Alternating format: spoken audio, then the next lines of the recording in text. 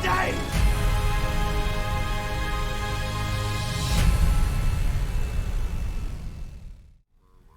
What is going on, everybody?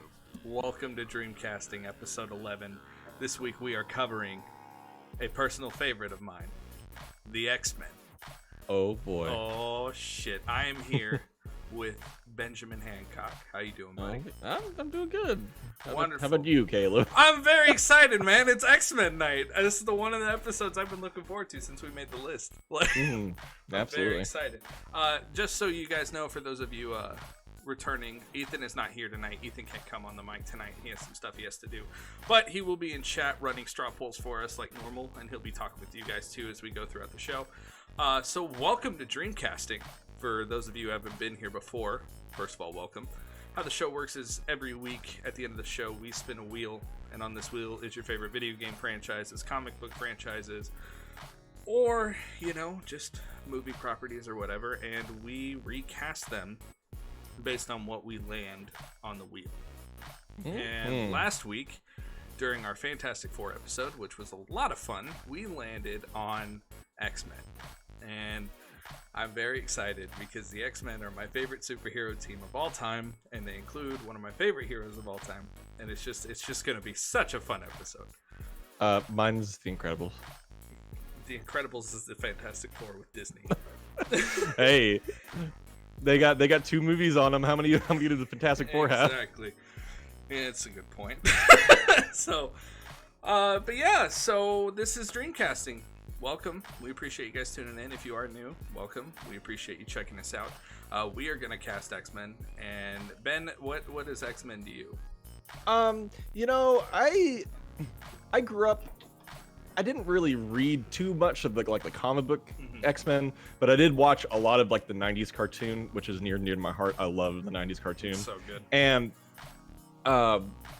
then, you know, of course, the early 2000s happened, and you got all the X-Men movies, started the whole comic book craze, and really launched it off. Some people might say Blade, but, you know, I think X-Men was really made it mainstream, for sure. Yeah, X-Men was really the tipping point. Right. And, you know, with that movie series, I love a lot of them. Honestly, if you had a gun to my head, I'd probably say my favorite superhero movie of all time is Logan. Yeah. That or Spider-Man 2, because that's such a toss-up. That's near and dear to my heart. Yeah, that's a whole different ballgame. That's a whole different topic. But yeah, no, there's been a lot of great X-Men movies over the years, but I know they've stumbled. Yeah, you and I like to say for every good X-Men movie, there's a bad X-Men movie to go hand in hand with it. It's literally a 50-50 split with an X-Men movie. Because you got X-Men 1 and 2, those are good. And X2 is fucking amazing. Yeah, that's X2 is incredible. For the longest time, that was one of my favorite superheroes. But X3 wasn't good. Yeah. The Wolverine Origins movie wasn't good. I liked the Wolverine movie where he goes to Japan though. Yeah, I think that was awesome. The R-rated cut of that's great. The R-rated cut, yeah. If you didn't know, there was an R-rated cut of that movie, which is longer, and they have like full-on blood and gore and stuff. It's great. Awesome. You should go watch it. It did the whole thing before Logan. Yeah. But the studio didn't want that when it was released to theaters, so because they didn't think R-rated movies made money. Yeah. So before we get into more X-Men lore, because God, there's so much to talk about pop culture wise. There's so much to talk about comic book wise. There's so much to talk about just film history wise. We're gonna actually get into the rules on how we do the show. And for those of you who've never watched, Ben and I make our list separate. Normally Ethan's here to be our judge and jury, and he makes the list. He made the list for us this week as well. He just couldn't come to the mic again tonight. But Ben and I make our list separate. We don't talk about the list. We don't talk about our picks. We don't talk about really anything or any ideas that we have for the character. We both wanted our raw, unfiltered kind of picks to who's going to play these characters. And that's why when there is ties, you know, yes. It's pure coincidence. Coincidence. So if we do tie sometimes, and we made the rule that if we tie, obviously that means they're the best person to play that role, because the odds of us both picking the same person out of thousands of actors, like, it's astronomical. So so let's get onto the rules here. So rule number 1, the picks must be living. You can't pick any, deceased actors. That would be like Marlon Brando or anyone else that's You mean I can't cast John Wayne as Wolverine? You can't? Oh, dude, that'd be so cool, though. Barrel-chested Wolverine. Rule number 2, if the franchise is already a movie series, you cannot use any of the current actors in this series. That would be like James Marsden as Cyclops, Halle Berry as Storm, James McAvoy as Professor X, all that kind of stuff.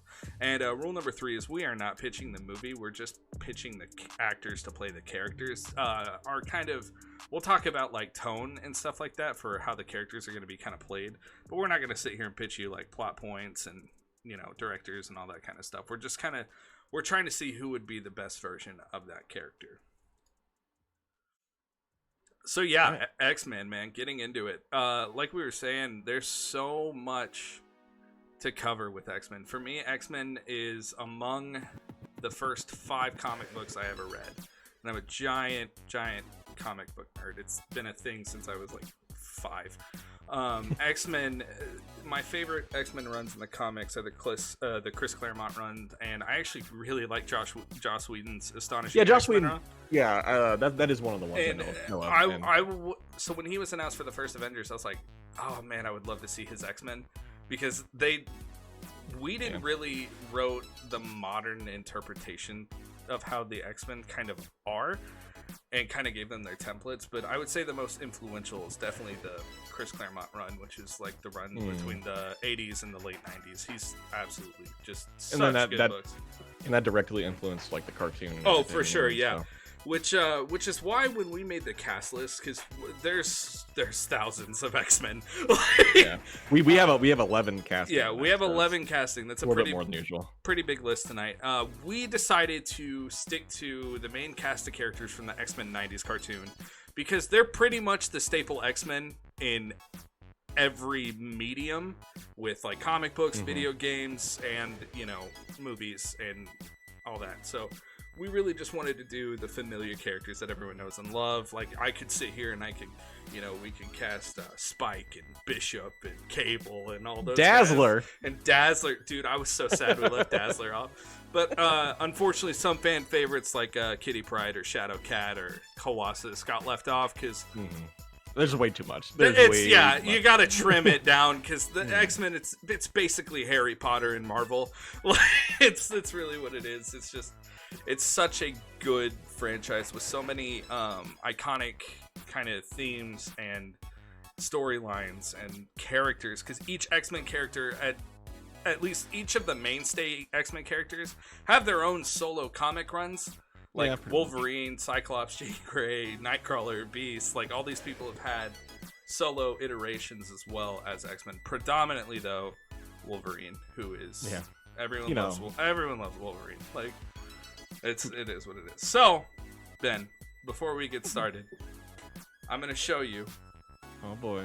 Our favorite thing from our childhood, which I will die on this hill is the best superhero cartoon that ever came out of the 90s. Like, I love the Spider-Man cartoon, but besides Batman animated series. Yeah, I'm like, Batman animated series, bro. I'm talking Marvel. I'm sorry. No, like, Batman animated series is a whole other thing. That's God tier. But X-Men is close. Like, X-Men's a good one. I love X-Men, man. It's great. So we're gonna watch the original 90s cartoon opening. I love this is the best theme. I will say of that. all time. It's amazing. So we are gonna get into it, and then we'll be back and start casting X-Men.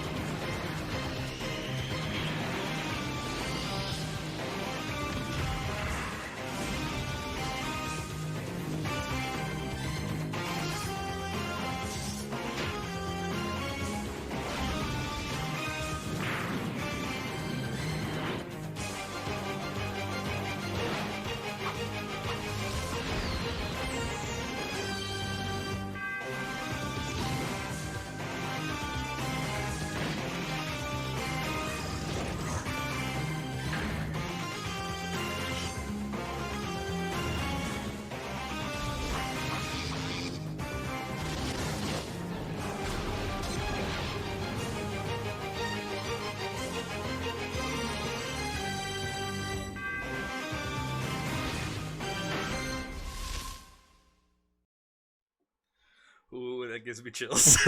It makes me so happy. That's great. Oh man. Yeah, takes me back to a simpler time. Yeah. When life was easier and we just had the X-Men.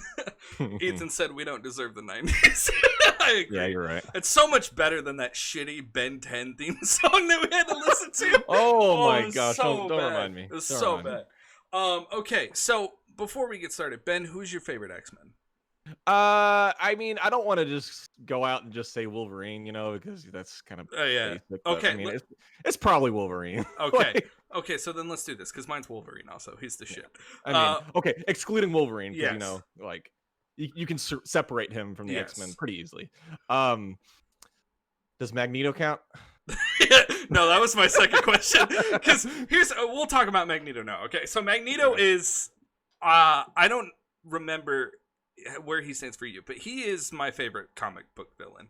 Like, it's always a toss-up between him and the Joker, because I'm such a Batman diehard, but for me, dude, like, Magneto is such an interesting character.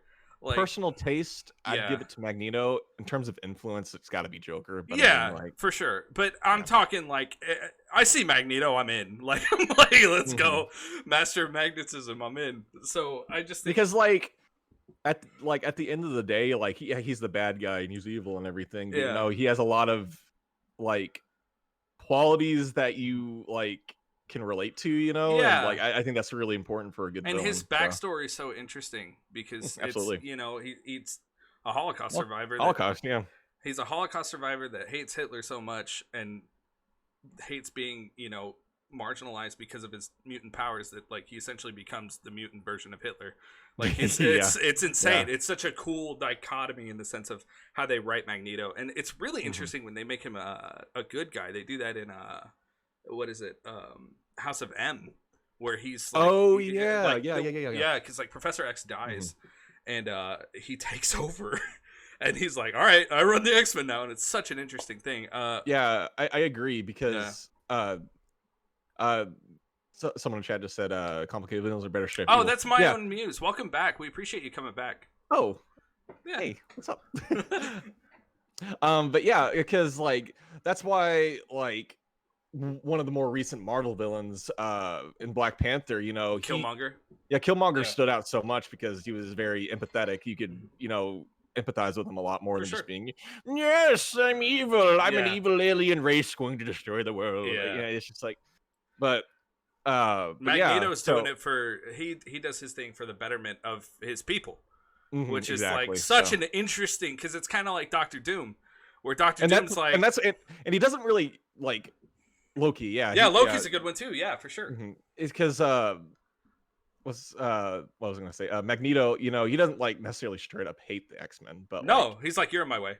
they're in his way. He'd rather them join him. because the most and he doesn't hate Charles Xavier. They're good friends. That's the most interesting. That's what I was gonna say. That's the most interesting part about the relationships in the X-Men is it's the loss of friendship and brotherhood between Professor X and Magneto, and it's always very interesting. So definitely. With all that being said, before we ramble on for the next I could talk about X-Men for days. All right, so with that being said, Ben, are you ready to cast our wonderful, perfect, comically accurate X-Men movie? I hope so. I mean, I like a lot of my list. There's some I'm curious to see you think about. There's some I'm curious for you to see what to see what you think about mine, because. You and I, we've talked about X-Men movies for 10 to 15 years at least. So, all right, we're going to get into it. Yeah. All right, so first up, we're starting with Cyclops, baby, the leader. All right? Okay. So why don't you go ahead and talk about who you picked for Cyclops? I picked Aaron Paul. I really wanted to pick someone who... is a strong commanding performance. He can deliver one and has a strong commanding presence. There's the word I was looking for. And who can, because really of the ground team, Professor X is the leader, the head of the X-Men. But in my eyes, the leader of the X-Men is always Cyclops. because, you know, like Wolverine's the most popular. He was never like the leader, in my opinion. Yeah, that's the worst thing they did to Cyclops in the old X-Men movies. Yeah, man. they just dirty. made him a bitch, and Yeah, they did Cyclops is just God. He's like Captain America. Like he's such a leader. Yeah. So I wanted to go maybe like not the first person you might think of to pick, like, but who could definitely deliver the performance of Cyclops, because at the end of the day, like Cyclops is strong and he's a good leader, but he's very like tormented because, you know, he has to he has laser eyes and he can't turn them off. He can't see. And I think Aaron Paul really has that, you know. Obviously Breaking Bad, you jump straight to that. His character Jesse in the show is extremely tormented soul in the whole series, and see his character arc go throughout that show is quite incredible to watch, and his performance. And I think you can, I'm not saying those two characters are like one and the same at all, but I'm saying Aaron Paul could really deliver a powerful yet traumatized performance like underlying, at least that Cyclops I think needs. Yeah. But yeah, I see you picked Armie Hammer. I picked Armie Hammer. That's a good pick. Dude, I like Armie Hammer. This is interesting because these are like, I think these are both good picks, but they're very different in how we're looking at it. Here's why I picked Armie Hammer. Give this guy a fucking superhero franchise. It is time. It is time. He was originally going to be Batman in George Miller's Batman. He would have been a good Batman. He was going to be Batman in George Miller's Justice League. I'm sorry, I misspoke. But man, he screams Cyclops to me. In every performance that he has given, he sucks the air out of the room. He's such a good actor. Call Me by Your Name, Social Network. Like there are so many movies where he's so good in. And I'm just, like, he looks like Cyclops. I know he can capture the emotional depth that you're going to need with Cyclops. And I know for a fact he could lead a team of X-Men. And you won't think of him as, like, a little bitch trying to lead everyone. I really think that Armie Hammer would be such a good Cyclops. I think he would be able to carry the emotional scenes that you'll have with Jean. I think he'll be able to capture the romance. We know he can do the action because, like, say what you want about Lone Ranger, the action set pieces in that movie are absolutely amazing because it's like Gore Verbinski. And he kind of has like the cerebral side to him in a lot of his performances too, like with the Social Network, you know, and calculating. I haven't seen it. I'm probably gonna watch it soon because Taylor's been wanting me to see it. But Call You by My Name, I've heard he's incredible in. Yeah. So the dude's a great actor. Dude, he's fantastic, and like he's been circulating around the superhero field for like the last 10 years. Like, sadly, I know, and that's the thing. It's like they want to make him a leading man, but for some reason they just won't. And I think, man, he would just kill it as Scott.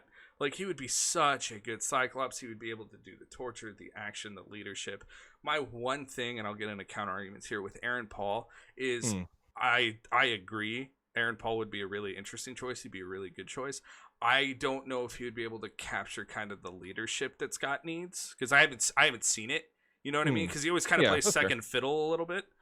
And I mean, I know he has a bigger role in the third season of Westworld, which I just started the first season and finished it last night, but I haven't seen him in Westworld yet. But I know, just going off of like his performances I have seen him in, I think he would be a really interesting choice, but I don't think he would be that leader that we need Scott to be. Okay, so one kind of reason I picked Aaron Paul is because, again, as you were just mentioning, it's kind of an unconventional choice. But way back in the day when they casted Hugh Jackman as Wolverine, that was a very unconventional choice. Yeah, for sure. No one. Yeah, he was an unknown, but he unknown in the film space, not the theater space. Yeah, he was more of a theater actor, and there was like this theater actor is going to play Wolverine.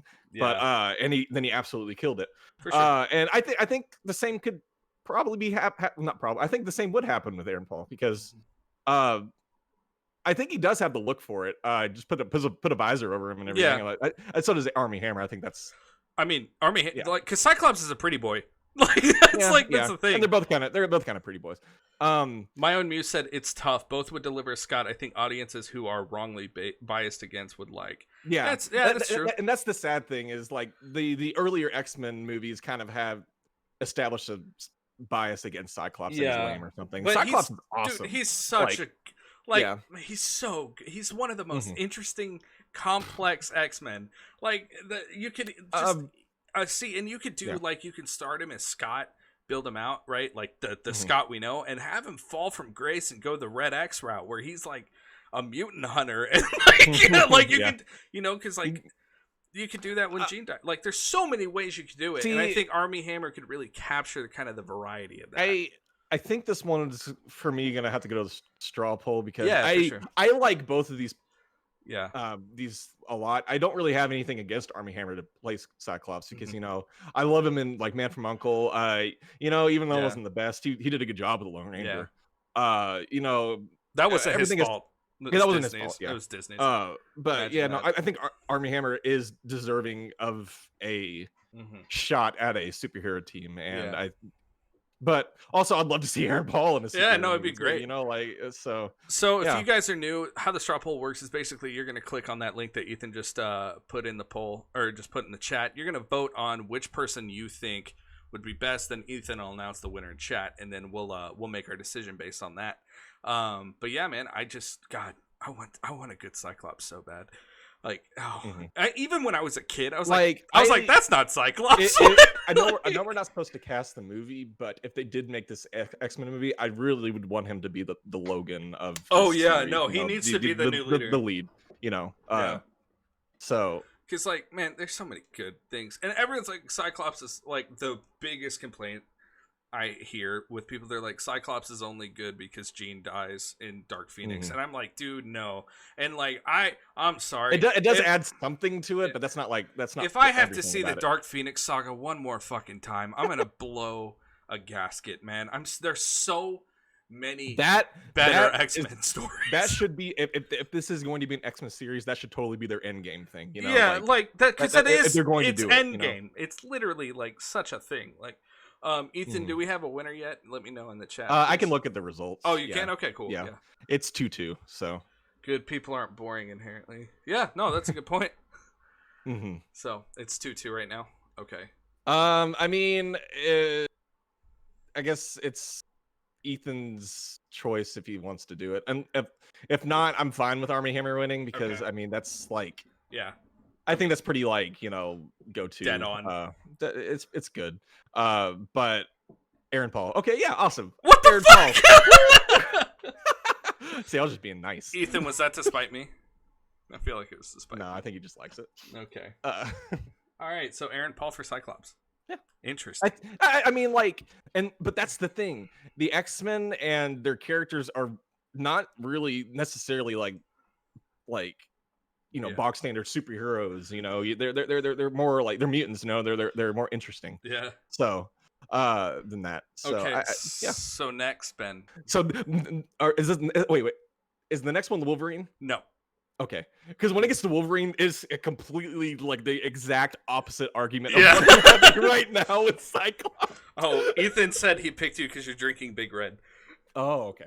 Hey. Fair way to judge. Yeah. We're not sponsored by Big Red, but we'd like to be. So, Big Red, if you're watching.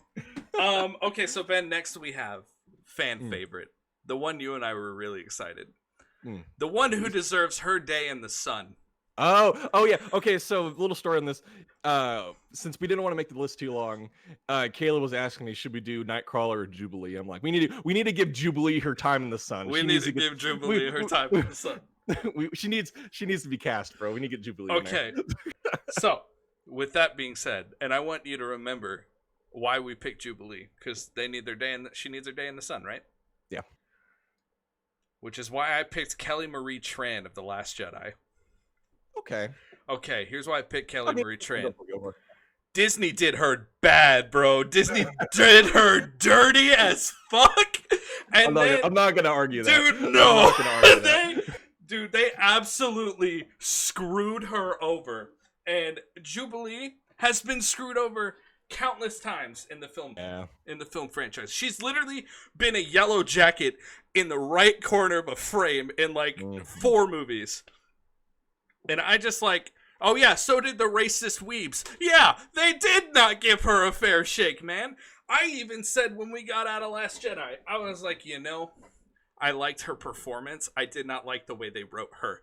And that's not her fault. That's not her fault. And that's my point. I'm like, she is a good actress who got shorthanded by Disney's corporate bullshit.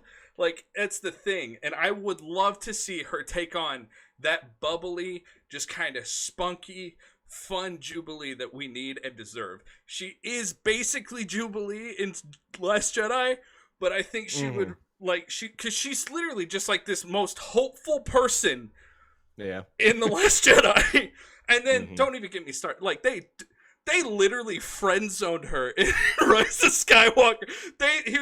Finn was like, she was like, "Can I go with you?" He's like, "Nah, you just stay over there." I'm like, man, she didn't get a fair shake. It's not even fair. And then she got bullied off of Twitter. Like, I think this needs to be her comeback role, bro. Yeah. I just want to be here all night. I picked Aquafina. I think she could nail the bubbly and like wholesome nature of Jubilee, while also maybe being the new rogue, in the sense that like it's the character kind of like to focus on, maybe the outsider that comes in. They could do something. I know we're not pitching the movie, but like that's kind of how I would maybe view this role, is fair. Like like make her the new kind of audience viewpoint. Yeah, audience viewpoint. But I actually don't really want to argue this too much, guys. I think you made a good point. I would love to see her. I don't want her time in Hollywood to be The Last Jedi and that's it. And I don't want the shorthander. The reason I picked Aquafina is because she is all these things. She's lovable, she's bubbly, and all the things that Jubilee needs. But I think her career track is going in good places because, Taylor just said in chat, she was amazing in The Farewell. Right. And I think she's going to go be doing her own thing while, Kelly Marie Tran? Kelly Marie Tran, yeah, just making sure. She's been comfortable and she's been in blockbuster movies so far, and I think she needs another shot. I agree. I say let's just give it to her because cool. I think that's a good choice. I think they're both good choices, but as soon as I think that's a good point. Like, because Disney really did her dirty, dude. And I just I think she deserves. I felt so else. Watching The Rise of Skywalker. Not to discredit Awkwafina at all, because I think she could absolutely nail this as Jubilee. But I'll say it again. Her career track is heading to her own bright future, and I don't want Kelly Marie Tran's future to stop at Star Wars. And I remember when you and I went and saw Rise of Skywalker, and they literally had that friend zone line where he was like, "No, you just stay here." I looked at you and I was like, "Holy shit, that was cold!" Like that was a producer saying, "Nah," like that's awful. It's absolutely terrible. Okay, so next we have Jean Grey. Okay, I'm interested in you pick. I really like my pick. I'm gonna be honest. I picked Evan Rachel Wood. Okay. Evan Rachel Wood, she is in I Hated That, and then they gave him a new romance type. Yeah, no, it was, I agree, Taylor. It was absolutely awful. Like, that movie's terrible. It's garbage. Let's just erase that from the memories, okay, so Evan Rachel Wood, she's the lead in Westworld. Like I said, I just started Westworld last week. However, is it in your mind? It's in my mind, but man, she would be. Oh shoot! So in Westworld, I'm not gonna spoil it because you haven't watched it yet. But she basically plays Jean Grey, in a very Jean has to be able to be like this soft, sweet, innocent, almost perfect human in a sense. And then the counterbalance of her is the Phoenix stuff, which is where all her anger and rage and all that stuff comes from. And man, Evan Rachel Wood is one hell of an actress. She's also the daughter in The Wrestler. She is absolutely amazing. And she's in Across the Universe. Yeah, I haven't seen that though. That's with McAvoy, right? No, it's Jim Sturgis. Oh, okay. I thought James McAvoy. It's not my favorite, but she's good in it. Yeah. I mean, dude, she's such a good actress, and I think that I know she's doing Westworld and everything right now, but man, if I could cast her in a heartbeat, I'm like, that's Jean Grey, because the thing with Femke is she was good in X2, who played the original Jean. It's Femke Johnson, I think her name is. Oh yeah, Jenkins. Yeah. Femke. Yeah. She was good as Jean, but like she's not Jean. Like I want comic, like pure as light, sweet Jean, and then I want the craziness to come out. And that's Evan Rachel Wood. She's absolutely great. Okay, I picked Michelle Dockery. You might know her from Chad's just like Downtown the X-Men, Downton Abbey. Yeah, I haven't seen Downton Abbey all the way through, but I have seen episodes here and there because my mom loves the show, and I sat down and I actually do want to sit down and watch the show. It was good from when I saw it. Yeah, interesting. And from her performance, but I've seen her in other things. Like there was this short series that came out a few years ago called Godless, which was awesome, and she was the lead in that, and it was like a western. I recommend that one. But I chose her because, as you said, Jean kind of needs to be have that dichotomy, both sides of like fierce but also loving, and watching Downton Abbey, and really screamed that to me when I was like watching that, because in that show, sorry for anyone, Chad, who's seen the show, but from what I've seen of it, it seemed like her character was kind of like the odd one out in the terms of it's like the early 1900s, and she's a woman, and she really like stands her ground against all the older men trying to buy the estate and everything and whatnot. And I think you kind of need that for the X-Men. Because honestly, again, in my eyes, next to Cyclops, she's kind of like the other head of the X-Men. They run it together as a couple. Pretty much. And I think Michelle Dockery really has that. She's a wonderful actress because like Downton Abbey won all the Emmys, and she's like pretty much the head of that. And I think having kind of more of a No, I'm not gonna say that. But let's go back to kind of points. Well, we can throw it to the straw poll too if we want, because I feel like we both. I mean, I haven't really seen Evan Rachel Wood in enough to like comment on her. I'm gonna be honest. I guarantee you though, if you she wasn't. Oh, she was in the Eyes of March. That was a good. Movie. It was good. Yeah. Mm-hmm. I guarantee you though, if you had watched Westworld, you'd be like, oh shit, that's Jean. That was the first thing I said. But like, man, all right. Let's just throw it to the straw, because I mean that's fine, because I'm not sure if you've seen. I feel she Dockery. Said I haven't. I haven't watched a single episode of Downton because I'm swine. So my own muse said, I fear ERW would come off as too calculating. I haven't seen Michelle in things though. My thing with that is that like the calculating I think comes from Westworld, because like she plays a robot. But also because, like, I think that Jean needs to be calculating though, because she's smart, and you need to have that calculating aspect when the Phoenix is trying to hide shit. Like that, you know what I mean? Because like that's not a thing. Everyone's like, oh, she's the Phoenix. Like it's very unknown for a long time, and then one day she's like, I'm gonna kill someone, and everyone's like, huh? Like it's very quick. Like but yeah, so please vote in the straw poll. Let us know what you think. Some of these are gonna be like totally dependent on y'all. Because like I think X-Men is one of those things where I think having both like really solid picks, this will play the character well as like out there picks, because like it's the X-Men. I think both could work, but I'm looking at the poll right now and it's 3-1 Evan. Oh really? Okay, cool. Yeah. My own news said no Phoenix, only Jean. I agree. And that's what we would want to do. But the Phoenix is always there. Like, don't acknowledge it, but like, it's always there. Like, all right, so we'll go. Evan. Oh, and since it was bothering me, it's Jansen. Jensen. Femke Jansen. Femke Jansen. Okay. Yeah. I mean, she was fine. I think she was good. I think she was good. She's better than Sophie Turner. But I can't comment. I haven't seen the most recent. What was that one? Oh no, I was talking even Apocalypse. Like I was just like, you're not Jean. You're just. I think they just casted too young. Yeah, that's my thing. Oh, whatever. Okay, next we got my boy.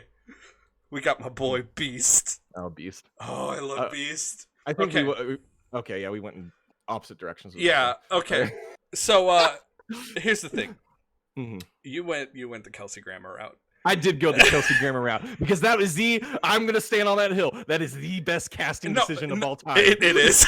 It is 100%. Kelsey Grammer as Beast. That's Beast. Yeah. If I could cast Kelsey Grammer again, I would cast Kelsey Grammer again as Beast. He's perfect as Beast. Okay. It's the new guy who did Beast. He did fine. Nicholas Hoult. Nicholas Hoult did fine, but he was no Kelsey Grammer. Yeah. No. And here's the thing. Okay. I picked Michael Shannon. Yeah, because Michael Shannon is Michael Shannon. He's a fantastic character actor. He would look really good in the Beast makeup because he's kind of ugly, but that's okay. And then I picked him mostly because I will never get Kelsey Grammer as Beast again, and I don't want anything that reminds me of that because it'll just make me sad. But that being said, I'm gonna be honest with you. Hugh Laurie is such a perfect pick for Beast. I don't even want to argue it. See, what I was trying to do was I was trying not to necessarily replicate Kelsey Grammer, but I was trying to think who has a long history of being charming, but also, Hugh Laurie. Charming, but also who looks better in tiny wire rim glasses? This is true. Who would? Oh, hi Eileen. Welcome to the show. If I could pull up a picture, dude, of course she comes in on Beast, her favorite X-Men. Oh, that's amazing. I'm sure Dr. House at one point has worn little glasses. Probably has. I would really like Michael Shannon just because of the Dr. Jekyll, Mr. Hyde aspect of it, because I think it'd be really cool to see him do that kind of like split character. However, I'm gonna concede. Like, dude, Hugh Laurie's perfect. I was like, who can stand toe to toe with Frasier? I'm like, Dr. House. Yeah.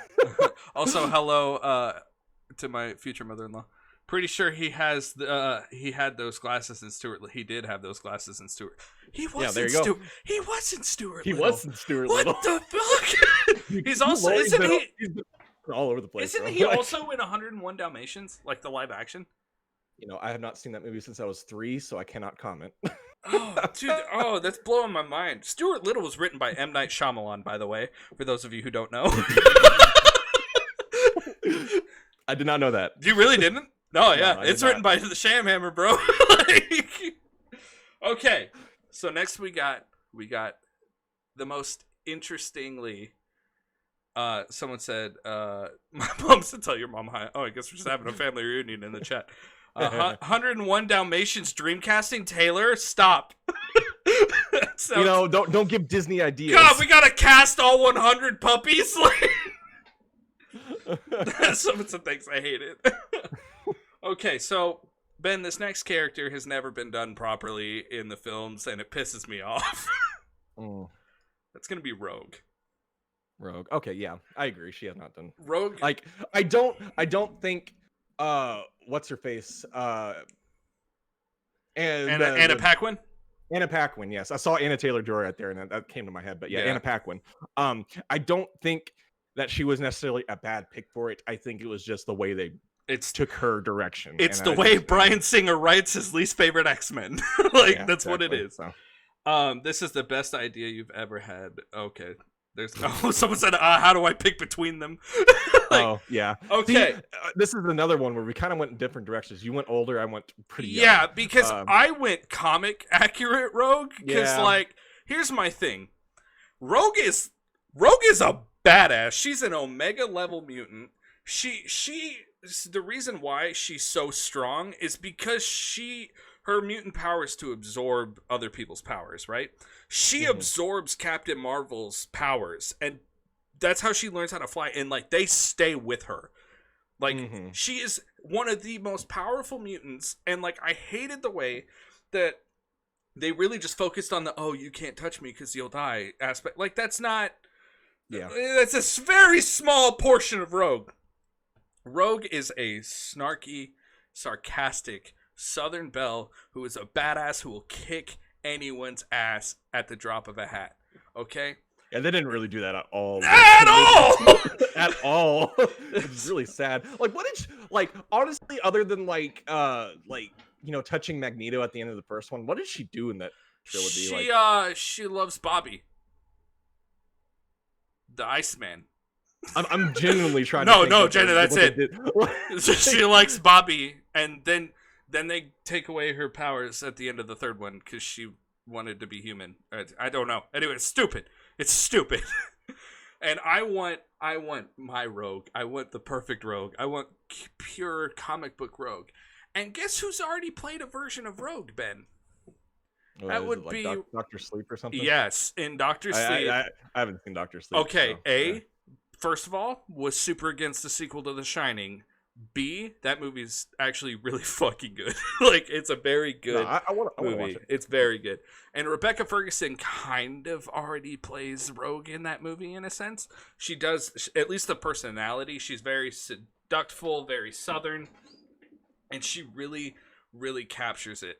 And I think, yes, she might be, because I think she's 33 or like 36. It doesn't matter so much because you can just cast. I wanted, and we'll get into this later. I wanted my Rogue and Gambit to kind of, because like you have to have Rogue and Gambit be a thing, like have to. I wanted them to have good chemistry, and man, just Rebecca Ferguson. I think she's one of the best actresses that's like come up recently in the last couple of years, because like the first thing we saw her in was like Mission Impossible, right? And like I feel like I saw her in something prior to that, but she didn't really like necessarily stand out. But yeah, that was the first breakout big thing. Yeah. You know? Also, I want to acknowledge the chat here. Eileen said she's also dry, charming, charismatic, and Greatest Showman. Yeah, that's true. Like, I hate that movie because I just don't like The Greatest Showman. But she's good in it, and like she doesn't do heroic singing, which is fine. But she's still really good in it. And like Rebecca Ferguson's just she's fantastic. She's a great actress, and I want to see her as Rogue. And she looks the part too, I think. You could. I mean, yeah. Stop it. It's a mess. Okay, you bad talk The Greatest Showman, and chat turns on you, so don't do it. Never seen it. Don't. I picked Anna Taylor-Joy. I went a little bit younger with this. Yeah. I think she's early 20s. But she was in, like, you might recognize her from The Witch, which I think she's also in Split. Decade. Yeah, she's in Split. One thing I kind of really thought of when picking this and her performance in it, this movie called Thoroughbreds I saw a while back. It was actually Anton Yelkin's last movie. So is that the one with the two best friends? The two best friends, and they like want to like kill her dad. Yeah, it's really like a pitch black comedy. But it was really good, and she's really good in it. And you know, like, even though I went with the younger side, like, she can really, you know, act up, you know, and with Anna Taylor-Joy, I think you can kind of get that spunky yet, you know, I don't want to hark back on Tormented again, because, you know, all the X-Men are in their own way. Yeah. You know, society rejects them, but you still kind of need that, you know, and, you know, and she's really played Tormented really well over the years. I know that's not all to her. Yeah. Rogue's character, but you know, I don't disagree with Rebecca Ferguson at all. I think this one's another taste one, because I don't have anything right against Rebecca Ferguson. I think with Anna Taylor-Joy, for me, I think it's mostly, I don't know. It's a conceit.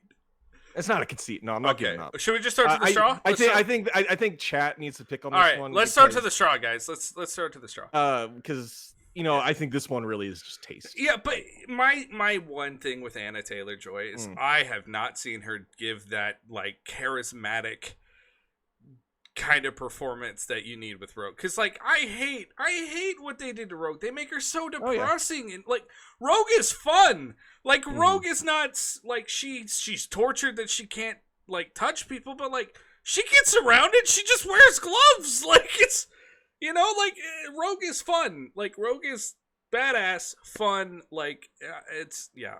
And like you have to be that to be like with Gambit, who is also fun. So what are we looking at on results for that? It's tied.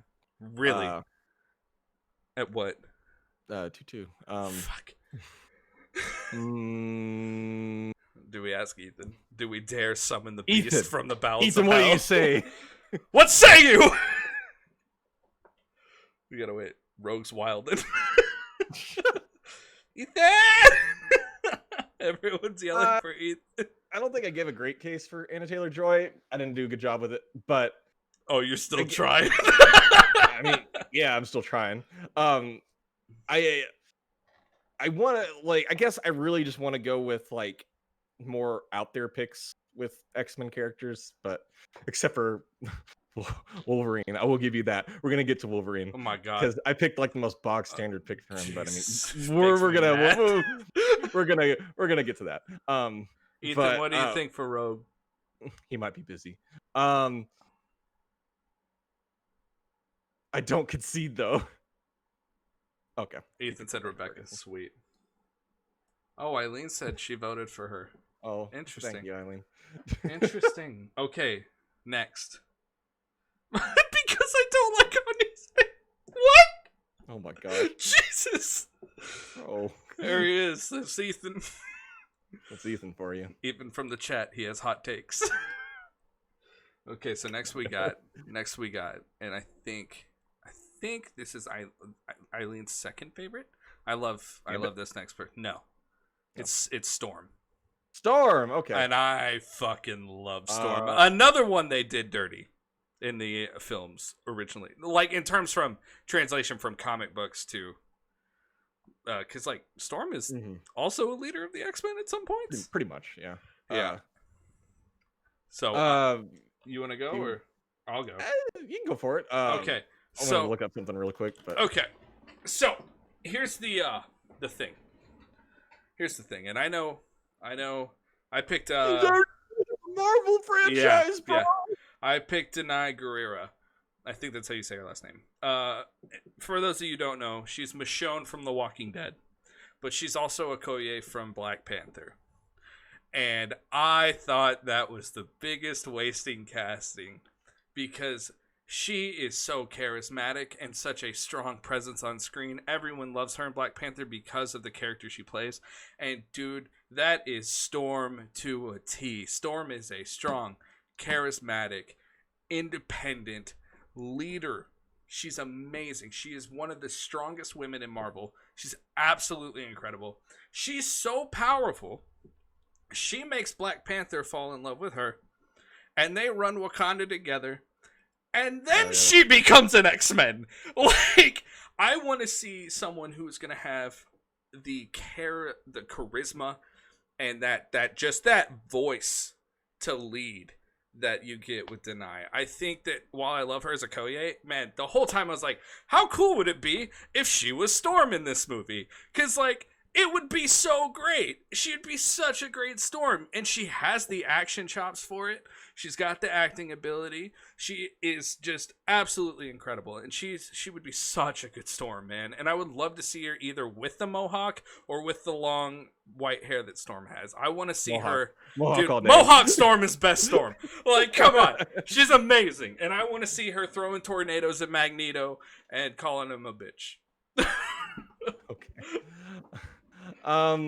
You know, I think this is my man.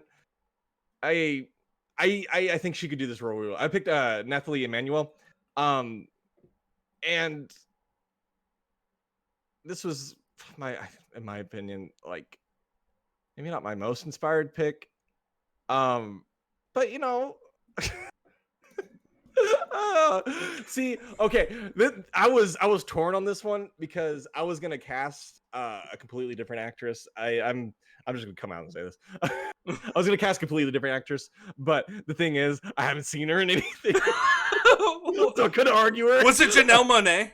No. Okay, no, because I haven't seen her in anything, and I almost picked her. No.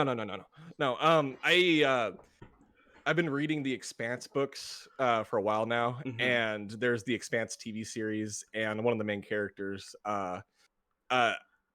she could play Storm really well if they translated her perfectly to the show, and this actress plays that character. So I'm just gonna concede, take Storm. Okay. I'm just look. I feel like I screwed up on this one because her name is Dominique Tipper. If you want to go look her up, I think she looks the part, and I think she would nail the part. Okay, I'm assuming she does fantastic in The Expanse because The Expanse is awesome. Yeah, but I need to watch it. I like the only thing that was a hang up for me was I was like, am I gonna get crap for picking her from Black Panther? But like, dude, like.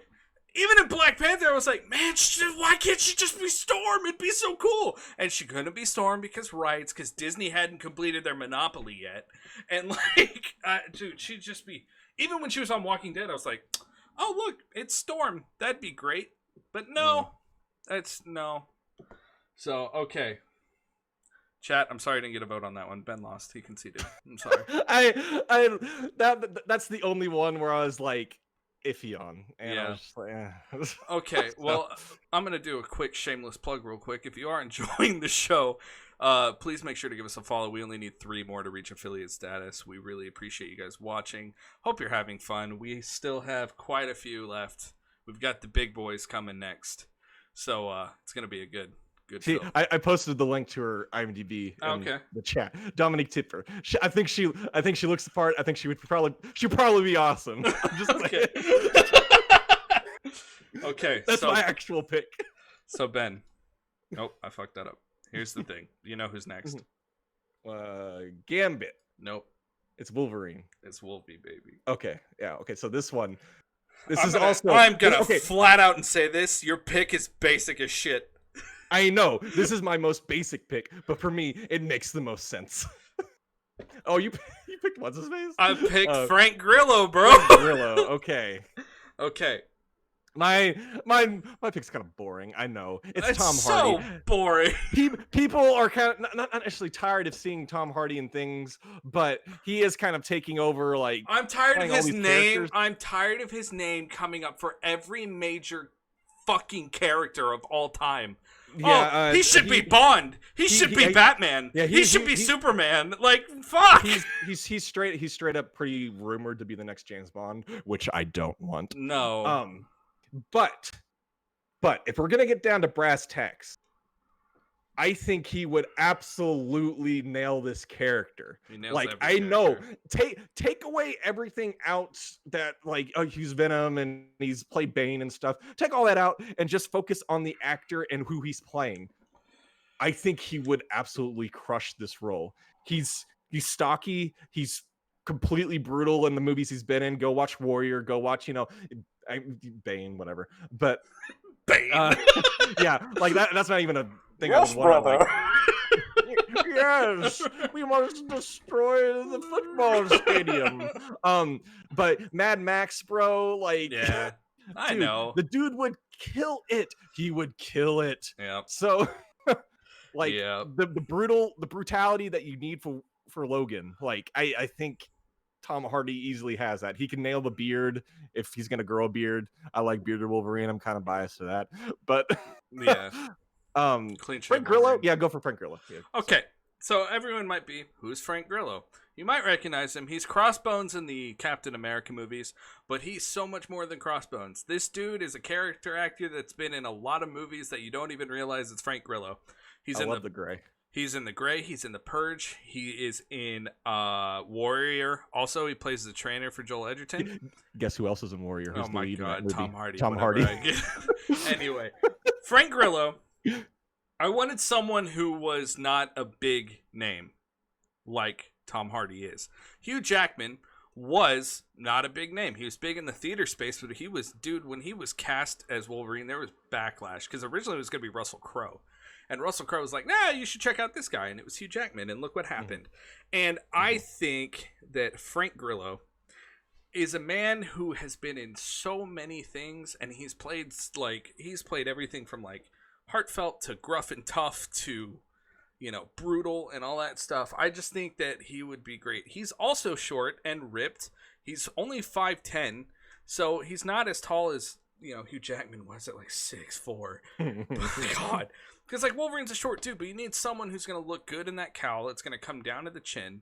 And it's also because we are putting Wolverine in the fucking costume. I don't give a shit. Like, we went 20 years almost without Wolverine in the costume. Ethan said Frank Grillo's taller than him. Man, I think, look.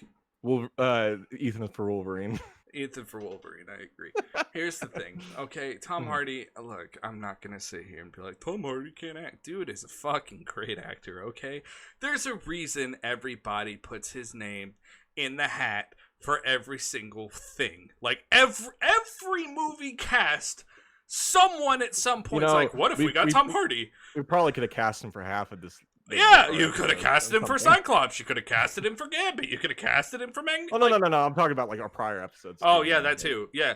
Like, I try to use Tom Hardy sparingly, okay? Mm-hmm. And I think Frank Grillo would be a much more interesting choice because, like, he has the experience, and he's good in everything he's in. He's even in Beyond Skyline. Not a good movie, but he's solid. Like, he's just good, man. He's good. He's great, and I think... Okay. Don't you Tom dare. Tom Hardy is great. Yeah, okay. He's not good. He's great. Okay, let's just throw it to the straw poll so I can lose. No, I'm not done making my point. I didn't get to make a point. Frank Grillo is older than Hugh Jackman. Hugh Jackman is on his way out. You need someone a little bit younger. Okay, my original pick, full disclosure, my original pick was Mel Gibson, and I was like, he's too old. Yeah, that's definitely too old. Like, Frank Grillo, I don't think it's a bad pick. I want a weathered ass. Like, I want a Wolverine that's like torn and like just scarred and just looks old and weathered because the dude's 137 years old by the time he gets to the X-Men. He's 137. He's gonna look a little older, and like he's still doing a lot of action movies at 56. Like. It's fine. Like, he's 137 years old. It'll be fine. I'm not worried about age. But again, my pick might be a boring pick, but I think it's like the pick. Who can do it better? Like, I don't think I really. It's hard. Can we just default and say an unknown? I mean, Mel Gibson has a son. His name's Milo Gibson. Like, Frank Grillo's good. He's good. He's good in his movies. I really like him in The Gray. Gray is super underrated. The Gray is awesome. The Gray is awesome. The movie's not an action movie. It's a meditation on death. It's a very depressing movie, but he's really good in it. And, you know, you kind of need that for Wolverine, but, you know, Tom Hardy's done that too. And Tom Hardy has the physicality, the look, the brutal nature that Wolverine needs, and yada, yada, yada, yada, yada, yada. It's 4-0. Tom Hardy. Oh, my God. I don't remember. I showed Taylor that movie. I don't regret it because she liked it, but man, it tortured her. And I'm sorry, Taylor. It's rough, dude. It's hard to watch. It's a very rough movie. Okay. I'm sorry, Caleb. Why? Let's cast Tom Hardy as Peter Parker. Yes. Okay. God. But please, Hollywood, do not cast Tom Hardy. No, for the love of God, Bond. stop. Do not cast Tom Hardy as Bond, please. Richard Madden's not doing shit. Like, he doesn't get the suit anymore. I had to get that out there. Please do not cast Tom Hardy. Ethan, if you skip me started on my Wolverine suit rant, I swear I'm gonna be mad. You know, fuck it, I'm gonna do it. How do you go 20 years, Ben? How do you go 20 years without putting Hugh Jackman in the suit? And you even tease it. You tease the costume. What the fuck? I mean, he was in a suit and No. Not leather motorcycle fucking no. Okay? That costume is as iconic as Batman's. Like, question, will require Wolverine with Pudge. Is there pudgy superheroes? Yes. Yeah. Exactly. I agree. That's fine. Wolverine doesn't have to be Hugh Jackman cut. I want like burly. I want him to look like a bear. Like, okay. All right. That's it. It's fucking gross. Is the next one Gambit? Because I'm trying to the next one's Gambit. I think my Gambit pick's really good. I think mine is solid, and I'll tell you my reasoning why I picked him. Okay. You can go ahead and start with it. Okay, I picked Jake Gyllenhaal for Gambit. Okay. Jake Gyllenhaal is a fantastic actor. I don't need to go into that. He's absolutely incredible. He's good in everything he's in. He has the long hair to pull off Gambit. He can do the charisma to pull off Gambit. But Gambit needs to be sexy. Gambit has to be sexy. You cannot have an ugly Gambit. Okay. And Jake Gyllenhaal is one sexy motherfucker. I love Jake Gyllenhaal. He's cool. I'm not going to argue He's that. charismatic. You gotta have someone who can pull off Gambit's suave, cool sexiness. And who better than that? Who better than that than Jake Gyllenhaal? Imagine him with purple eyes and throwing. I am going for Downton Abbey, the X-Men. The X-Gentlemen. Sorry, you go, Caleb. It's okay. Ethan said Gyllenhaal should be Nightcrawler. I disagree. Just because he was in that movie called Nightcrawler doesn't mean he'd be a good Nightcrawler. I mean, he would be a good Nightcrawler. I don't think he would. I think you need, like, Rami Malek to be Nightcrawler. Because, okay. You know what I'm saying? But, man, I just think, like, Jake Gyllenhaal's such a good actor. Like, the dude, he's incredible in everything. And, like, I know I'm playing the sexiness up for a joke, but even, like, that is a part. Like, that's a major part. And I picked him mostly because I think his charisma with Rebecca Ferguson would be really good, and they play off of each other really well. Okay, I picked Dan Stevens. Dan Stevens is from the esteemed, critically adored show Downton Abbey. And one of the sorry, he played I never saw it. He played Beast in Beauty and the Beast. I'm sure he did fine in it. He was amazing, but it was good. I liked him as Beast. But the main reason I picked him was he was in this little this little indie movie a few years ago called The Guest. Go watch The Guest. The Guest is incredible. If you like 80s throwbacks, that's like a perfect 80s throwback movie. Yeah, oh my amazing. Gosh. Yeah. But yeah, okay, if we're gonna go the sexy route, there you go. He's sexy. Look at him. But he's no Gyllenhaal. Whatever. But sorry. You know, the dude in The Guest, he's very the whole point of his character in The Guest is he's kind of deceiving, which I'm not saying Gambit is, but he's suave. I'm getting out of the way where like he plays a very suave kind of like you know, like what's the word I'm looking Seduceful. for? Yeah. Seductful. Seductful. Seducer? Seduction? English is hard, bro. This is why we need Ethan. He teaches English. Yeah. Seductive. Thank you, Ethan. Thanks, Ethan! Because Caleb was throwing me off so much with that. I was like, okay. Thank you. Seductive. He plays a very seductive, but also, you know, like basically a killer. I'm not again it's not a killer, but I mean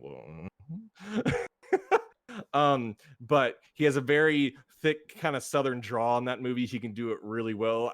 In my opinion, Caleb might argue, but in my opinion, I think Gambit needs to kind of have a southern accent, you know. No, he does. He's Cajun. Okay, good. Yeah, he's Cajun, exactly. I think he needs have more of like a southern Cajun accent. He says mon chéri and shit. Like yeah, exactly. And I think with Dan Stevens, you know, you have his kind of like high class like acting from Downton Abbey, you know, and the kind of seductive nature of that in its own right, but also you have The Guest where he plays this basically. Okay, I haven't explained The Guest well at all, but basically it's the Terminator meets Halloween. Yep. Where like this guy comes home and he's not who he appears to be, and everyone's trusting of him. He's like the perfect guy, but then he ends up being this like brutal killer. Yep. And in that he like plays both sides really well. He plays off the action really well, and you know, I think Dan Stevens is sexy. Okay. Jake Gyllenhaal, I don't think is a bad pick, but I don't know. Like Jackie said something seems kind of off about it. I don't know. Like you just don't believe in the Gyllenhaal. I love Jake Gyllenhaal. He's one of the better actors working. But... Jackie said he needs to be introduced downing a bucket of crawfish. Exactly. Yeah, that's exactly. Gambit. Yeah, that's Gambit. Yeah. I want pretty people introduced in the least dignified ways possible. Yes. Okay, so let's throw this one to the straw. Okay, because basically what I think it's going to come down to, and I hope it comes down to, is who can play cards better. I think who Dan Stevens is can definitely play sexier? cards better. Who is sexier, Jake Gyllenhaal or Dan Stevens? Okay, is that what the straw poll is going to go? Well, Jake Gyllenhaal is more well known than Dan Stevens. That's not fair. Sorry, it's my show. Oh my God. It's the brown eyes. Dan Stevens has more Gambit brows. I think Dan Stevens definitely has more of the look. You can trim eyebrows. I think Jake Gyllenhaal. Ethan goes our show. Oh my god. Let's see. It's 4-1. Dan Stevens. You're not lying to me, are you? No, I'm look. Ethan can vouch for me. Ethan, am I lying? Taylor said, but Jake sag. He is not lying. Oh my! He makes a guest appearance. Oh my Our God. Lord has returned. Oh my goodness. Okay. All right. Thanks, God. So Oh, Dan that Stevens. scared me. That terrified me. Okay, so Dan Stevens. Yeah. Which brings us to Sabretooth. Okay, so yeah, we wanted to pick two villains, but obviously Magneto, but we kind of settled on Sabretooth because Yeah, I mean he's in every X-Men yeah, movie. he's kind of like the guy. Okay, so for Sabretooth, I forgot how to say his name. Pew Aspect? It's Euron Greyjoy from Game of Thrones, okay? Mm. Dude is hairy. Dude is a warrior in Game of Thrones. He's a solid actor. Like I just think he has the look of Sabretooth. That's mostly why I picked him. Okay. The dude just looks like Sabretooth. Just put some fangs in his mouth and some claws on his hand. And Taylor said, "Oh my God, watch a video." What? Like watch a video of them pronouncing his name, bro. Oh, yeah, I did. I just forgot, man. That was like hours ago. But Hours. Yeah. But yeah, I think he'd be good as Sabretooth. Like he kind of, even in Game of Thrones, he has like that animalistic kind of warrior mentality down, and that's what you need for Sabretooth. Like, yeah, he's kind of like. I'm not gonna say Sabretooth shallow at all, but because again, I'm not the most like active X-Men comic book reader, but the movies. Here's the thing. Okay, I'll give you a quick Sabretooth. Yeah. Mm-hmm. He's much more prominent, and I don't want to say intelligent in the comic books. Yeah, I mean, he's much more of a foil to Wolverine than anything. But like, it's kind of like your traditional Black Panther Killmonger situation where they're basically the same, just one's a little stronger than the other because stakes. Yeah. But I mean, I just think this dude would really capture. I think he could really do the physicality of it. I want to see that crazy look in his eye that he has in Game of Thrones, just with Sabretooth. I think that'd be really cool because, like, say what you want about how they did Euron, that dude knows how to convey murder really well. So that's why I picked him. I picked Joel Edgerton. I picked him because I think he could really like nail like the savagery you need for Sabretooth and everything. Because the dude, he's played intimidating pretty well in a couple movies. If you've ever seen The Gift, go watch The Gift. It's not necessarily the same kind of intimidating, but intimidating nonetheless. But one of the main reasons I picked him because I knew I would win with Tom Hardy, and and he was in Warrior with Tom Hardy, and they're basically foils to each other. They're brothers in that movie, and they play off each other really well. Joel Edgerton is really like physical in that movie and brutal, and that's what you need for Sabretooth because he's Here's the my foil thing. to Wolverine. Yes, I'm gonna take a weird kind of turn with this. Okay, because Wolverine is so big with Tom Hardy. Wouldn't it be interesting to have a smaller person play Sabretooth? Like he's just the stronger mutant, but he's like, even if he's physically smaller, I think that'd be really interesting. But we should have cast Christopher Hivju from Game of Thrones. He plays Tormund. Oh, we should have cast Tormund, bro. We should have cast Tormund. That would have been good. I didn't even think of him. Mm-hmm. So I just looked at the Game of Thrones cast. Yeah. So let's just you want to just throw it to the straw poll because I mean it's like they're both good. It's just like my one concern with Joel Edgerton is that like he might be too sympathetic. If that makes sense, like having sympathetic villains is a good thing. Yeah, but Sabretooth is nothing. Like he's nothing. He's cannon fodder. He's just there for Wolverine to punch. Like that, he has no depth. That's why they made up that bullshit backstory about them being brothers. Like, it's not true. Like, there's one run where like Sabretooth is Wolverine's dad, and I was like, this is dumb. Like, Sabretooth is nothing, bro. He's so inconsequential. No, He's so inconsequential. That's why I'm like, don't waste Joel Edgerton on that. Like, I don't think it necessarily a waste. I think that comes down to direction, you know. I think they could direct it really well. I think but we could waste Euron Greyjoy, like, and he'd still be fine. But like, I think Joel Edgerton, like, dude, Sabretooth, it's Sabretooth. Like, come on, really, come on. He's like Abomination. He doesn't matter. Oh my god. Where are we at on this draw? It's tied. Really? Yeah, Ethan. Ethan, Ethan, we summon you again. Hey, what's up? What's up? Appreciate you coming in. Oh, we're trying to decide. Hey, vote real quick. Who do you want to see as Sabretooth? You're on Greyjoy or Joel Edgerton? I don't know. In search of followers, primes, and views. Yeah, okay. No. We've made it, boys. This is the second show in a week that we've had a bot. Oh, you banned him? How are they going to know? What are we at now on the straw? Ethan said, I don't know. It's still tied. It's still tied. Oh my god. Do we have to pick? This is why we need a judge, jury, and executioner. Ethan, you have to...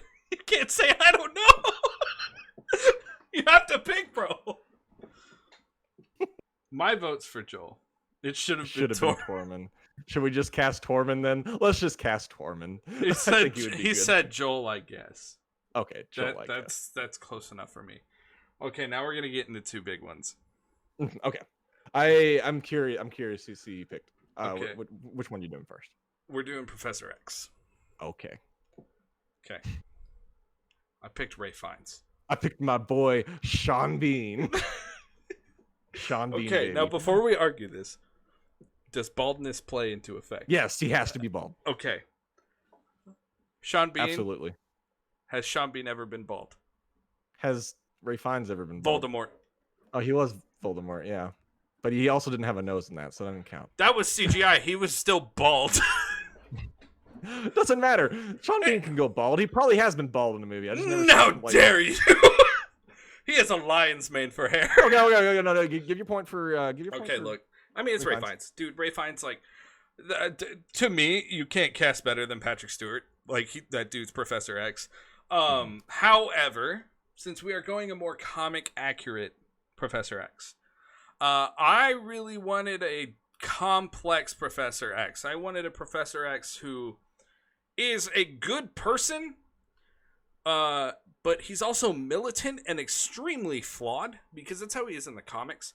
Like, there are comics where, like, Professor X, like, he's like, fuck it, we just gotta do what we gotta do to survive. And I think Ray Fiennes, A, has the voice, B, he will have the look, and C, I can really see him leaning into those more darker and complexes of Charles Xavier. Because like, as much as I love Patrick Stewart, like, he's like perfectly good, you know what I mean? There's a couple flaws here and there, like him fucking up with Jean, but nah, man, I want the one where you're like, because when you think about it, and this has been a major contention with, like, even Professor X himself in the comics, he's like, I'm endangering children, like, this is a thing. Like, and I want to see. I mean, the mansion blows up. Like exactly, that's what I'm saying. And someone said, "I'll defend Charles to death." I agree. I love Professor X. He's an amazing character, and I really want to see an actor who kind of has that thespian style that, you know, Stewart had. But I also want someone to bring the complexities that McAvoy had. And I think you find a nice happy medium in the middle with Ray Fiennes. I think Ray Fiennes would just be absolutely awesome as Professor X. I picked Sean Bean. No, Sean Bean. You know him. You'll love him. He's Boromir, the best character in Lord of the Rings. Fight me. Anyways, moving on. No, everyone knows Sean Bean. Everyone loves Sean Bean. He's Ned Stark. He's been acting for years. He was one of the best Bond villains. He plays 006 in Goldeneye, sorry. And you know, um, you're talking about bringing that kind of thespian nature of Professor X, but while also bringing the complexity that McAvoy brought. I think Sean Bean's perfect for that. With Boromir, he's a super complex character. He's this guy who's struggling internally with the wrongs and the rights and what to do. And, you need that for Professor X, as he said. And Sean Bean has it, bro. He has it. He's awesome. I love Sean Bean. Cast him and everything. No, I'm just kidding.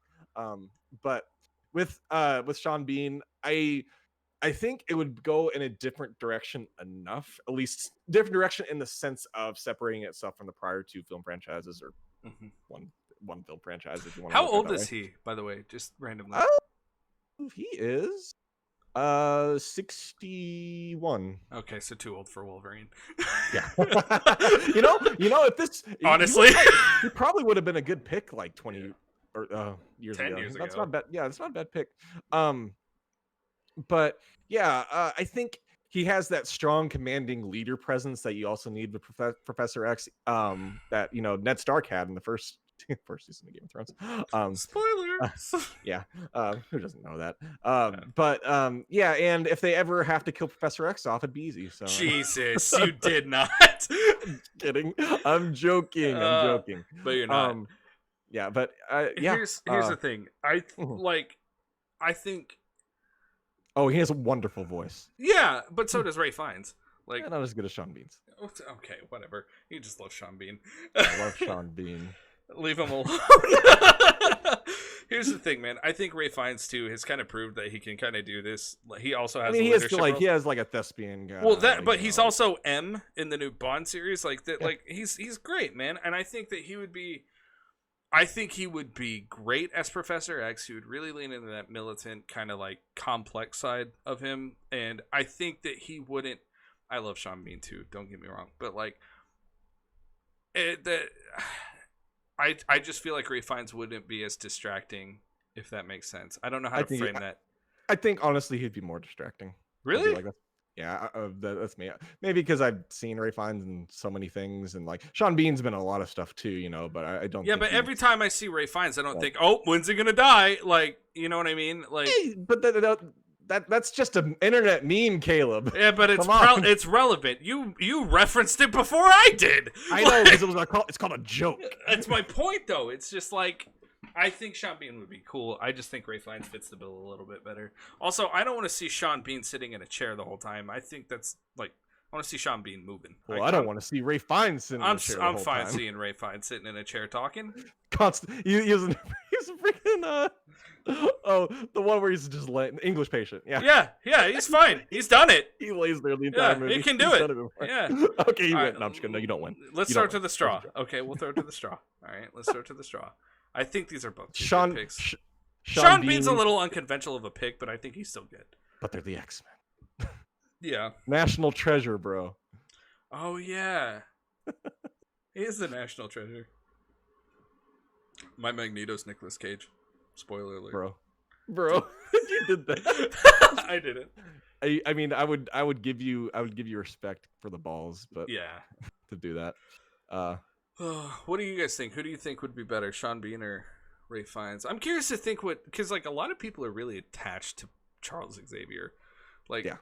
He's kind of like Dumbledore. Like, people just love him. You know what I mean? Like, it is what it is. And like, even people in the chat, they were like, "I will die for him," and I'm like, "Yeah, all right, I get it. I love Professor X. He's cool." In the comics, he's a lot more physical. Because like, dude, like one of my favorite images is him with just like a machine gun sitting in his chair, and I'm like, "Yeah, that's cool, Professor X." Professor X with a gat. Yeah, do bro. it, Hollywood. Xavier Protection Squad. I agree. Hell yeah, let's get that started. Charles is a bad educator. Changed my opinion. Gasp. It's tied. It's tied again. Yes. 2-2. See, this is the thing with like solid picks. You know, it's just like we're always split, and then we have to have Ethan. And this is the most we've ever had ties in straw poll, and it's the one time Ethan's not here to make a decision. I know, right? We've never tied this much. I know. Ethan, you've been summoned again. I am hurt. I love you. It's not he likes fault, both of buddy. these people, I guess. I get it. Who do you want to pick, bud? That's the question. Oh man. But I love Ray Fiennes. I don't want Professor X to die. I'm taking that as a Ray Fiennes. I'm taking that as Ray Fiennes. Wouldn't do that. He has spoken. Ray Fiennes, baby. Come on. You don't want Ray Fiennes as Professor X? I mean, it's fine. I think it's just kind of a samey role for him, but it's fine. That's fine. Okay. Next. We got the big bad himself. Magneto. The master of magnetism. Nicolas Cage. Ethan said Tom Hardy was the same role. But that made more sense. What? Okay. I'm curious what you're going to think of mine. Okay. So I'll start with mine. How about that? I hate it. Okay. I picked Ben Mendelsohn as Magneto.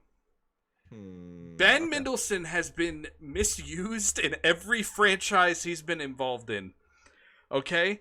Marvel casted him in this one. No. Marvel has casted him as a Skrull. They covered him in makeup. You don't even get to see who he is as an actor. He's the main villain in Rogue One, but like he's just kind of there. Like he's just basically Tarkin Light. Like I think this dude is a fantastic. Even in Ready Player One, it's like generic villain. I'm like, there is something here with this guy that he is just absolutely great. Every time he monologues or talks, his voice is perfect for giving like villainous speeches. I want to see him as Magneto. The first time I saw him, I was like, man, he'd be an interesting Magneto. Because I think he could really do that kind of Magneto that's like right in his mid-50s, where he's like his most active. And I think that you could really...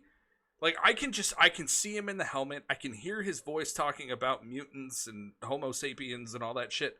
Like, I just think that Ben Mendelsohn would be an absolutely awesome Magneto. And I think he would, he's got the look. I just hate, kind of like Armie Hammer, how, like, it's time for his day in the sun. I kind of feel like it's Ben Mendelsohn's day in the sun. He's been in big things, but they just don't know how to use him correctly. And that's what's been driving me crazy. Is because, like, man, he's great as a Skrull. Why is he playing a Skrull? Like, he's great in Rogue One, but it's like, man, why isn't he like a Sith Lord? Like, there's like so many better roles that he could play with what he does, and I think Magneto would be one of them. Is that the British guy from Star Trek Discovery? No, bro, that's Lucius Malfoy. Oh, I think he is in Star Trek Discovery, actually. He is in Star Trek Discovery. Yeah, okay. I haven't watched. Yeah, I picked Jason Isaacs. I love Jason Isaacs. Initially, I was thinking about it's kind of a rehash of one a few weeks ago. I forgot what it was. It was for him to play M. No. Oh, okay. No, that's what I picked him for. I'm thinking of something completely different. Then I'm sorry. But I initially wanted to pick Lee Pace, but I thought he was a little young for the role. I wanted someone like a little older. So I landed on Jason Isaacs, and I think Jason Isaacs just has everything that you need for Magneto. Yep. Has a very strong and commanding screen presence. But he's also, with Magneto, I think you have to have that strong and commanding presence while also being sympathetic and intimidating at the same time. And with Jason Isaacs, like, he nails intimidating. Yeah. Like, rewatch The Patriot. He's the bad guy in that. He's one evil motherfucker in that movie. Oh my gosh. But yeah.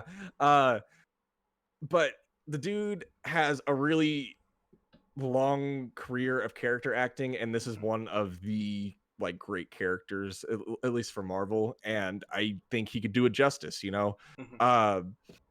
My problem with Ben Mendelsohn, I think I don't. It's not bad. It's not a bad pick. I think it's a very interesting pick, and as we for majority of this stuff, I think I prefer more interesting picks for the X-Men. Mm-hmm. However, I don't find him intimidating. I think like I I think it kind of goes into what you're saying with his being misused in a Right. lot of these franchises, but he's been like the guy who gets stepped on like one too many times for me to really consider him to be Magneto. I don't know. Like, And see, that's my thing. It's like every time he's on screen, you're like, man, he's really good. But they always put him as a character that's either gets like stepped on or thwarted one too many times, or it's like, you know what I mean? Like, we're talking about the same thing. But I want to see all those great moments he has before that in a role of substance. Like, I want to see him be like the fucking head of the Brotherhood of Mutants. Like, I think he would really carry it. I think it would let him shine and let him stretch. Like, I'm more than what they've been doing, because I think he is more than what they've been doing with him. And I think that, like, he would just be such a good Magneto. I can just see the voice. I can see him holding like his arms out. Like, man, I just think it'd be great, man. And my thing with Jason Isaacs is, you're right, he would be the better Magneto, because he's played Militant really well. I'm not like, gonna sit here and try and say, oh, Jason Isaacs can't. No.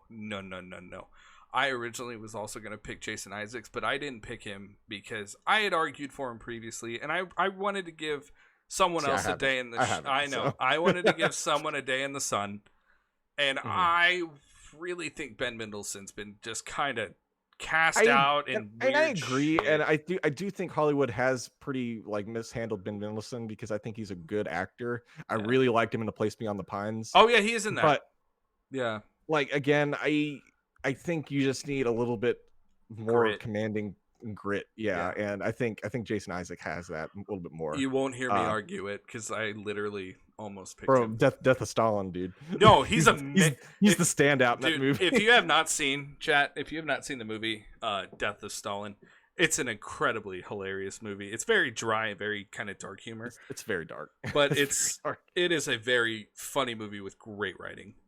Mm-hmm. But with Jason Isaac, like, Magneto is militant in his own way, and I think you kind of need someone who can do that. And Jason Isaacs has played militant a lot. The Patriot. He's a Black Hawk Down. He's one of the COs. Dude, yeah, he's amazing. Everyone's in that movie. Yeah. Malfoy. Malfoy. He's great. Yeah, Zukov. Yeah. So. Yeah. Okay. So I'm pleased with this. I'm pleased with our picks. I think this would be a great X-Men cast. I really I think this is one of our better. I do too. Episodes, like, in terms of casting. I'm still a little iffy on Aaron Paul, just because, man, Armie Hammer. He got pushed to the side again, man. He got shafted. Shafted again, bro. It's not even fair. Man, okay, that's okay. I'll save him for my Justice League pick. Okay, so for Cyclops, we got Aaron Paul. Yes. Just interesting. For Jubilee, we got Kelly Marie Tran. Yes, I like it. Oh, but I just realized something. What's up? This is Fox. Or this isn't Fox anymore. Fox is owned by Disney. Disney could shaft her again in this role. Oh, no! No! I just realized that. No, this isn't a perfect world. Oh, Ethan's leaving, guys. Night. Oh, he's not going to know what we're doing next week. Oh, it's surprise. Guess he'll learn. Okay, so we're going to keep going here. So we got Kelly Marie Tran for Jubilee. Jean Grey, we have Evan Rachel Wood. Beast, we have Hugh Laurie. Yes, that's solid. Rogue, we have Rebecca Ferguson. Yeah, that's good pick. Storm, we have Denai Guerrero from Walking Dead. Wolverine, we have Tom fucking Hardy. Yes. Oh, God, Gambit, we have Dan Stevens. Okay, you can't be mad about that one. I'm not. No. As soon as I saw it, I was like, yeah, all right. Sabretooth, we have Joel Edgerton. Yeah. Professor X, we have Ray Fiennes. It's good. And Magneto, we have Jason Isaacs. And actually, I love the pairing of Ray Fiennes Yeah, and Jason Isaacs. I think that's great. That's solid. Okay. I think they would do a great job with each other. So you now know what time it is. Chat, are you ready? Chat, are you ready? We've got some pretty solid ones left on the list. I'm scared. We still have Star Wars: A New Hope remake. Though. Chat, I don't want that one. Chat, can I get some praises for the wheel so it gives us good fortune? Sing the song. Yeah, it's your turn. Is it my No, I did it last week. I thought we all did it last week. No, I sang Big Wheel Keeps on Turning. Okay. Rolling.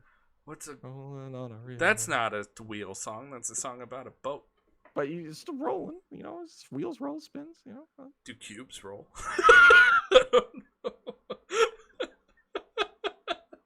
Okay. The only wheel song coming in my head is Wheel in the Sky by Journey. Okay, we'll just sing it while it spins. Wheel in the sky keeps on turning. Oh, that was bad. All right, here we go. I'm scared. F-Zero, baby! Oh my god. Okay, so we gotta cast Captain Falcon, bro. Oh no. Next week will be a fun episode. This is gonna be silly. Oh my gosh. Episode. So Captain Falcon. Let me fill up you gotta cast Samurai Goro. He's the main, he's basically the Dr. Eggman of the game. Oh, we were so close to landing on Metal Gear. Really? Like, it was the one before it, I think. Or if not, it was 2 before it. Oh, but we almost hit Dragon Ball Z. Carl Urban is Falcon. This will be interesting. There's what's her face? Jodie Summer. She's like the love interest or whatever. Oh boy. There used to be like an anime or something of this, like, kind of weird. Okay. Do we just cast the main racers from the first game? Yeah. Okay. So it's like what, 8? Carl Urban is Captain Falcon. I came back to say this. Oh boy. All right, guys. Well, we're doing F-Zero next week. You got to cast the Blood Falcon. You know, that's evil Captain Falcon. So, for those of you who don't know what F-Zero is, it's a racing game that is where Nintendo. From Nintendo. That's where Captain Falcon comes from in Smash Bros. Falcon Punch. Yeah, Falcon Punch and all that. I believe that is. Wait. Should we turn this into a Smash Bros? Are you serious? But because, like, I feel like that would resonate with the audience a little bit more. I agree. And we still cast Captain Falcon. But Ethan said no. I want to do Smash Bros.